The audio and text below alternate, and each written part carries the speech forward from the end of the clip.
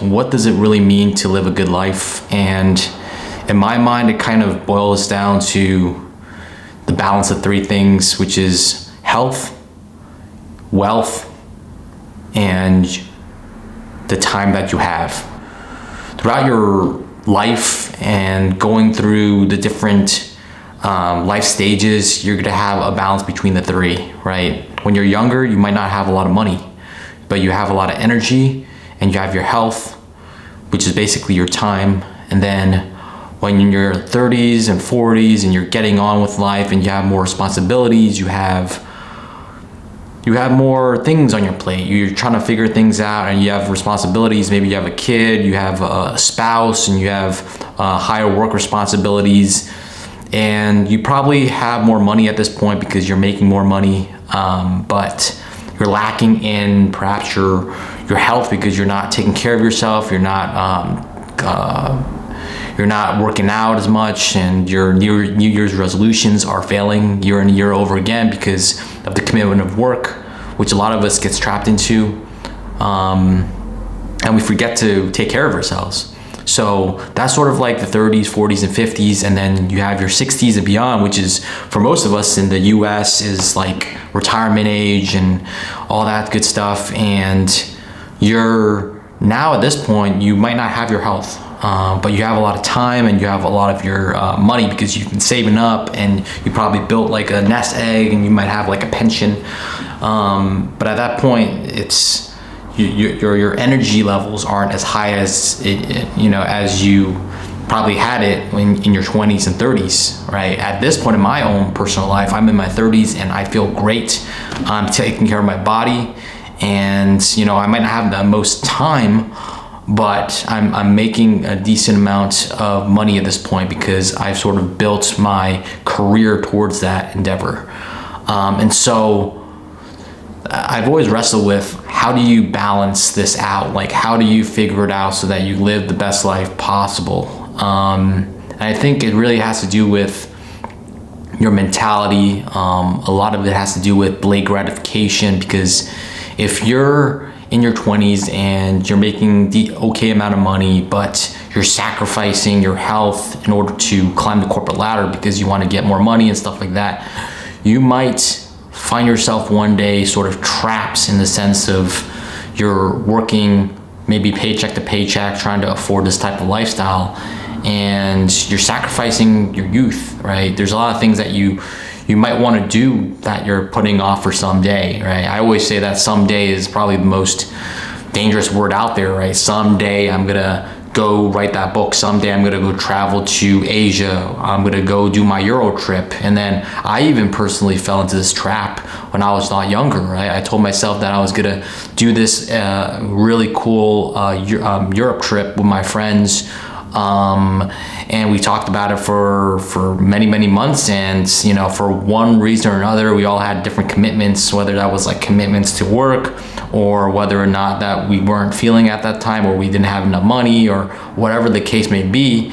It was usually some type of commitment, and we all like sort of flaked on each other. And I sort of realized that from this example, that's sort of just another excuse that we sort of tell ourselves to put things off, because in the back of our head we think that there's a lot of time. And so that sort of goes back to that idea of like time, right? How exactly do we focus our energy and our time to the priorities that we actually want for our lives, right? What really actually drives us, like our passions, our purpose, like asking these tough questions of ourselves, whether or not we want to ask them or not. It's difficult because they're usually uncomfortable, right? Like, what is my personal definition of success? If you asked me that many years ago, it would have been, to make a lot of money, to have a high status job, and to be able to sort of show off in a sense, not actually showing off, but like to show off in the sense that when someone asks you, oh, what do you do? Oh, I'm a doctor, I'm an engineer, I'm a big fancy lawyer at some firm, right? That sort of still gives you some sort of satisfaction, even though you're sort of slogging away at this job that you probably don't really love. That is sort of like lukewarm water, and you kind of just are okay with it, right? You're settling for mediocre instead of striving, taking the risk for something great and risk failure, right? And it's easy to sort of fall into that trap of being comfortable, right? And I see it a lot with myself and friends and just my peers, right? It's so easy to just fall into the trap of comfort, to be comfortable, right? It's this snagging idea that you're just, you know, you have a warm blanket over your head, you have nice things around you, and it makes it easy. But as for me personally, I've always subscribed to the idea that doing hard things and living a hard life actually builds a lot of character. And it's sort of like the defining theme in my 20s and even into my 30s, that I'm not going to just do something because it's easy, right? One of the things that I decided to do was start a YouTube channel, and I knew that it wasn't going to be easy. Being able to talk in front of a camera, doing editing and all that stuff, like I don't even know how to do that. I've been learning, going through so many different tutorials, and just sometimes I'm creating videos that only get a couple of views, and you're just like, damn, I thought I put my heart and soul into that, and I guess no one cares. And you sort of realize that, hey, you're humbled, right? And that's part of life. And you sort of realize things as you get older, and sort of maybe like this is a cautionary tale for all of you guys that are listening, but yeah, you got to find some balance in your life. And I say in your 20s and 30s especially, you sort of got to define what your idea of personal success is. And for me, that's living a content life. That's doing things that I love, spending time with people that I enjoy spending time with, and that aren't trying to grind my gears and create new memories, right? The idea that I can create new memories when I'm in my 20s and 30s is going to last a while, because I get to relive these memories. I'm sort of documenting my life, and I get to review that when I'm in my 40s and 50s and 60s, and I might be at a different life stage at that point and still trying to figure out life, to be honest. But at that point, you get to look back 20 years and sort of see like, hey, I made some progress. I'm not as dumb as I once was when I was 25, right? And I'm not saying you guys that are 25 are dumb, but there's a lot of things that you don't know, and I don't know even in my 30s, that I'm still trying to figure out. And at each stage in my life, it's sort of getting more apparent that you realize how much that you just don't know as you're getting older, and that's beautiful part of life, in my opinion. And I hope in my 30s and in my 40s, I get to really define and solidify my ideas of personal success, which is to do things that I love, and which is really talking to you guys, trying to help others, inspire others, and motivate others. And that's sort of like something that I've been wrestling with. You know, I went through a couple of different career changes in my life. I was in the military. I had sales jobs. I had a small startup that I was creating, and I also really did software. I was in technology for a couple of years, and I was a programmer. So I was living in corporate life, I was in military life, and now I'm doing YouTube, which is interesting. And I'm also a writer. I write on my blog. So I have a lot of different passions, and I'm trying to figure that out as I get older, and really to share what I do know, my own perspective, and just show a side of life where it's not all roses and rainbows, as I call it, right? Life is not easy, right? And life is not easy for a lot of us. And it's difficult, right? You go through a day-to-day grind, and you're dealing with a lot of BS from your boss at work, with your relationships. Trying to navigate through your 20s and 30s is a shit show for most of us, and trying to piece that together is not simple. And I definitely have the battle scars to show that. And you know, for me, transition is a part of life, and change is a part of life, and I'm still trying to figure out so much of my own life that it goes back to, you know, the idea of this balance, this optimization, life optimization, right? If you want to get into the nitty gritty, like, how do I optimize my life in order to live the most fulfilling life I can, right? And what fulfilling means to you is different to me than it is to you. And we all have to sort of define that. And I think that, you know, we get especially when we were younger, I definitely fell into this trap too, is that we fall into the wealth trap, right? Trying to get rich, building that wealth. And I get it.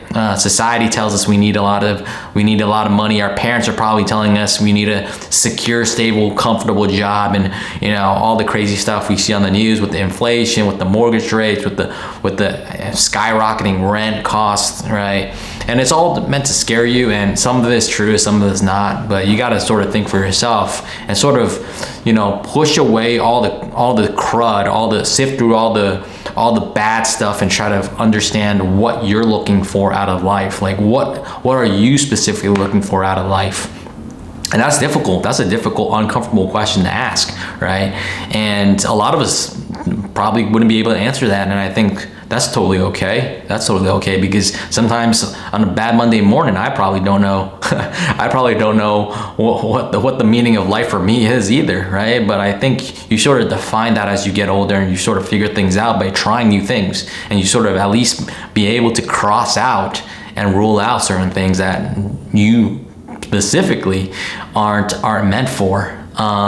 So yeah, in your 20s and 30s, try to figure out what your idea of building wealth is, and sort of balance that, because when you're young, you still have your energy, you have your health, right? So if you want to try different things like small side hustles and go travel the world and do a year of sabbatical, which I'm doing currently right now, taking a sabbatical, go for it, right? Have a goal in mind, save up money for it and sort of test that theory out, because it is money and stuff like that, and there's the time value of money and investing and all compounding, all that stuff. But at the end of the day, right, it's just trying to find the balance. And you don't have to be the most optimized person and try to make the most money in your 20s and sort of sock it away, and then you find out you're at a different life stage in your 30s and 40s when maybe you're married and you have kids, and you just can't go back. You can't go back to the day when you're single, right? Single dolo, and you get to do whatever you want and just live however you want, right? Whether that's like microwaving a dinner and calling it a night, or just going out with friends and stuff like that, right? That's in your 20s, right? When you have little responsibilities and you have basically no one to sort of take care of. You just have to take care of yourself. That's something that is hard to get back as you get older, right? And it requires a certain type of mindset, and it's really awareness that you want to be able to do that at a certain age, and at each age you sort of bucketing different things that you want to do and different things you want to accomplish before you move on to the next life stage. And I'm not saying that once you moved on to getting married and having kids that it closes a chapter in your life, but a lot of times it does, and we sort of fail to realize that, because quite frankly you just can't see it. It's easier said than done, right? 2020, right? Hindsight is 2020, and you can just say like, oh yeah, I realize that now, but you can't go into a time machine and just be like, hey, let me just transport myself back into when I was 21 and I had no responsibilities. That part of your life is already gone at that point. So you gotta, take some time, go write in your journal and have a plan. Like, hey, I want to accomplish sort of these things in my 20s and 30s, and it could be general. It doesn't have to be like, oh, I must be a millionaire by 32, like how those crazy YouTubers are saying. But you gotta just figure out what is a realistic goal for you, and set realistic expectations, right? I'm not saying you gotta be a multi-millionaire by age 40 and trying to do that, but for most of us, that's simply realizing what makes us happy and what makes us content, and sort of going about our lives in that way. And I think if we can do that and try to solidify our ideas down on paper, and then every year, a couple years or so, you sort of just go through and revisit those ideas and goals, and sort of like, hey, am I making progress towards those goals, right? And sometimes you'll see, and I've seen it myself, like, hey, I said I was gonna start a YouTube channel back in 2019, and here we are in 2025, and I'm just starting out again. So it's sort of a good reminder that, hey, we have things that we want to get done, and it's best that we get crack into it, right? Not tomorrow or someday. I hate that word, someday, but it's really like, hey, what can we do today to at least move move me towards that goal just a little bit further and just a little bit more. Inch by inch is what I always subscribe to. And so, yeah, I think that's when you're younger. And then I'm not sure what happens in your 40s and 50s because I'm not there yet, but I can surmise that and I can project that there's going to be probably, if you're going to get married, if you're going to have some kids, you're going to have more responsibilities and finances are going to change and your energy levels are probably going to be a little bit lower than in your 20s and 30s, you know, just by biology. Right? It doesn't take a rocket scientist to sort of figure that out. And sort of at that point, you're kind of asking yourself like, hey, where do I see myself in my 40s and 50s? Do I want to have a house in some suburbia with the spouse and kids, or do I want to have a dog, or do I want to be traveling? Do I want to be somewhere at my career? Am I have a certain amount of money so that I can maybe pursue some side hustles, or am I building a side hustle that can possibly turn into a passion and a full-time job that I absolutely love? But hey, for most of it, that's years away from now, but it's good to sort of think about it because you want to have a general idea of what you want in that bucket of life, right? What do I want in that bucket of life for my 40s and my 50s when I probably have a lot more responsibilities and I'm sort of limited by the energy levels that I have, right? And the time, because you probably have a lot less time than you have now. And then you go into your 60s and your olds and your retirement, and there's a whole lot of stuff, especially seeing my own parents in their 60s and now 70s. My dad just turned 70 a couple months ago, and yes, just seeing where they are in life. They don't really care about money anymore. They just care about their health. And it sort of gives you this whole mental mindset shift that I'm so lucky that I've had, because I've been fortunate enough to be very close to my parents over the last few years and spend a lot of time with them, and also some of my aunts and uncles, which are, they're getting on in age and they're in their 70s and now 80s, and their whole perspective is shifting. Right now in our 20s and 30s, we're like, we need a hustle, we need to make a lot of money, we got to go out and crush the world. And sort of as you get older, your mindset shifts, and it's just simple. That's why I always sort of say like, why you should never listen to your parents, because a lot of times their advice is given from the angle of, their current age and what they've experienced themselves. And it's not to say that their advice is incorrect. It's just that they have their own set of circumstances and life experiences that might be very different from yours. So you always have to take that advice with a grain of salt. And that sort of just makes you think that, hey, what are the regrets of the dying, right? You go through all the regrets of the dying, and it's like, I probably shouldn't have worked so much in my early 20s, 30s, and 40s. Probably should have spent more time with my friends and family. I wish I should have stayed in touch with friends, right, and stuff like that. And I see it a lot with my friends who are around the same age as me, and they're falling to this trap, right? The trap of, I gotta make money. I gotta make money at the sacrifice of my health. And it's not that we don't want to have a healthy life. It's just that we just prioritize the wrong things. And a lot of it is because we're just buying a lot of crap that we probably don't need, right? And we're spending a whole lot of money. And really, when I think of money, it's a tool, right? And I talk about money in my channel and my videos because money is just a tool and it's a resource. But the fact that we trade our time and our life, which is the most valuable resource out there, and it's not replenishable, is crazy. Because when I think of someone that's gonna be like, I'm gonna blow $50,000 on this brand new car, right? And they're making $75,000 a year, after taxes here in New York City, it's probably like 50,000. So basically they traded away in 1 year worth of their time slaving away at the corporate office for this car, right? And the moment this car drives off the lot, it depreciates value by probably 25-30%. You can't resell that car at full value. And it's like you wasted an entire year out of your life in your 20s working hard, and you're always complaining about how you hate your job, and your scary Sundays and scary Mondays and all that stuff, and you're hoping for hump day Wednesday and all that stuff, and you're like, hey, I'm just gonna blow $50K on this car today and just be like, damn.